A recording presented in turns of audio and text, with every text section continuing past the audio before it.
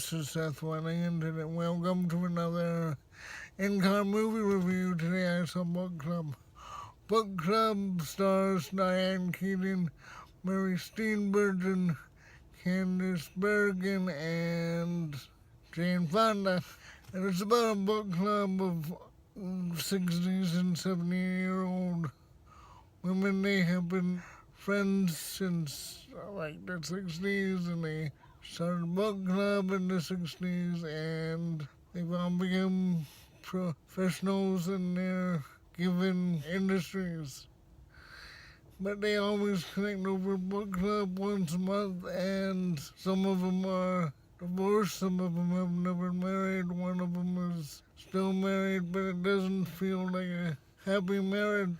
The firebrand of the bunch, Jane Fonda, who owns a hotel, she gets her friends to read 50 Shades of Grey. First off, they were just, oh, we can't read that, oh, it's disgusting, oh, we're too old. But once they get into it, they just use the book to fix their love lives in different ways. And it's pretty humorous. It's kind of like all the movies that, start older actors. It's funny, but it's not funny in a hangover way. It's like First Wives Club and Hanging Up. It's that kind of movie. I went to see it because my parents wanted to see it, and I just wanted to preview it for them. And it's nice to see that Don Johnson is getting work from his daughter. Because if you don't know, Dakota Johnson is Anesthesia in 50 Shades of Grey series, and I think that's the reason why they used the book, and they were actually reading passages from the book.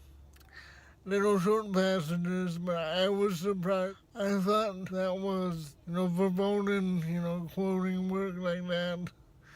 You would have to pay a lot of money, but then I saw Don Johnson on screen as Arthur, who was quoting Jane Fonda's character. And I'm like, aha, that's why they're using the book so liberally. Because they read like all three of them.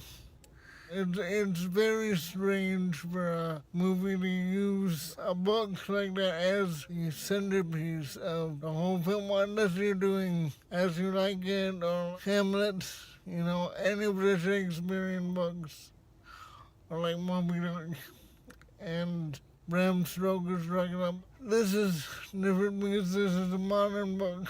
So it's funny, there are a lot of sex jokes. And I was in Anthony with almost all women, of course, and a lot of them were older, like 60s, 70s.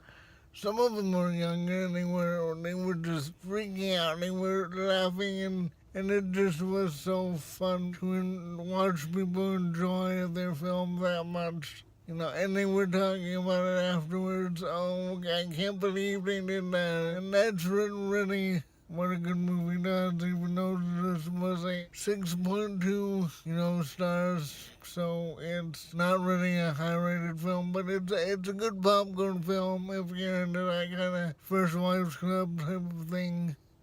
Hanging up, women getting not revenge, but women getting something for themselves after they're divorced. And I'm watching some kids freaking out. Obviously, they're going to Avengers or Deadpool. But so that's the noise you're hearing.